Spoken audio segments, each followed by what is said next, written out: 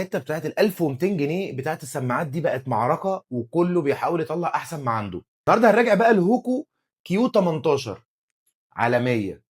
هقول لك ليه انا قلت عليها عالميه، لان السماعه دي بتيجي بلوتوث 5.4، وانا هقارنها في الفئه السعريه دي 1200 جنيه او 1300 جنيه الار 50 اي من انكر.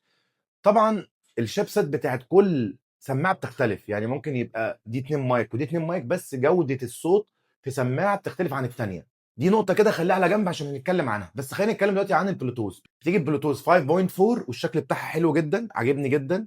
بص الشياكه، بص الاناقه، عن قرينتها من انكر مثلا ار 50 اي بتيجي بلوتوث 5.3، فبتفرق في سرعه الاقتران والمدى بتاع السماعه، فتخلي السماعه لو انت بعيد عنها عن الموبايل تقترن اسرع واقوى، الشبكه تبقى ستيبل اكتر لان هي بلوتوث اعلى. وكمان على فكره البلوتوث الاعلى ده بيقلل في الطاقه، ما بيستهلكش طاقه زي انواع الفيرجن البلوتوث اللي هي 5.1 و2 و3، تختلف طبعا عنه. وبتيجي بستة مايك وبنظامين عزل. انا هدمج لك الاثنين مع بعض، الستة مايك والنظامين العزل اي ان سي واي ان سي، لان انا هاخدك معايا تجربه دلوقتي في مكالمه حيه في عز الزحمه، وانت اللي تحكم بنفسك. اسلام مساء الخير، عايزين نجرب يا استاذ اسلام السماعه الهوكو. طبعا حواليها دوشه سماعة حواليا دوشة واحنا بنتكلم من التليفون اهو وبنسجل المكالمة. تمام. تمام. دوشة، فاتح الازاز، ورمضان الساعة 4 العصر، راجع من الطريق كده الدنيا زحمة عظم، فعايز اسمع رأيك فيها كده في استقبال المكالمات. انا سامعك كويس عامة. طيب تمام، هي صوتها الصراحة واضح، بس انت صوتك واطي سيكا، بس النويز كانسليشن بتاعها كويس جدا. يعني لو هي فيها نويز كانسليشن او ريدكشن، هي فيها فهي فيها، فده باين فيها. مش سامع حاجة حواليك يعتبر، بص انا حواليا الا دوشة لو موت في موت، لا انا بالنسبة موتوسيكلات لي، وعربيات وايه هلك السنين. لا انا بالنسبة لي مش سامع صوت دوشة خالص. بعد ما جربت وسمعت احكم انت، انا ما بقولش رايي في اي تجربه صوت، انت جربت احكم واكتب لي في الكومنتات فعلا كويسه او لا، مقارنه بالار 50 اي. وكان في فيديو انا عامله قبل كده ار 50 اي وبجرب برضو فيه المايك. التصميم بتاعها عاجبني جدا، والشاشه ال اي دي عجباني، بتقول لك هنا بقى ايه، بص يقول لك نسبه فاضل قد ايه من الشحن وبتاع. شكل السماعه في الودن، خد بالك السماعه بتيجي عظم مش بتبات، فده لطيف جدا.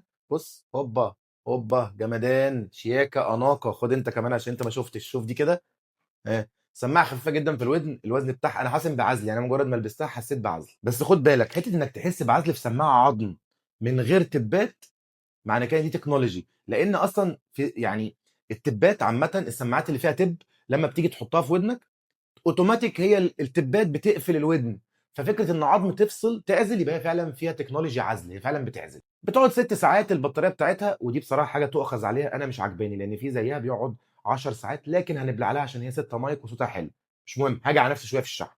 والكيس بتاعتها لو هستخدم السماعه بالكيس، الفرده الواحده قلنا بتقعد 6 ساعات، تقعد لو هستخدمها بالكيس مجموع الوقت بتاعها هتقعد 27 ساعه. وبتيجي بدرايفر 13 يا سيدي. الحلو بقى في الفئه السعريه دي ان محدش بيعمل الحركه دي، ان هي بتقترن على جهازين. خد بالك انا قلت لك في فيديو الساعه ان هم جايين في كل فئه سعريه عملوا ساعه بتشغل فيديوهات.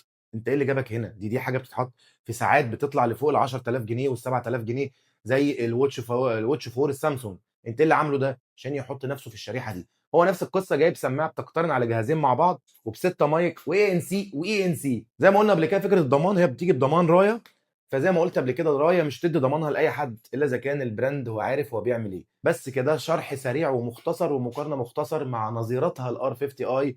لو عجبك الفيديو ما تنساش تعمل لايك وشير، ومستني رايكم في الكومنتات. باي باي.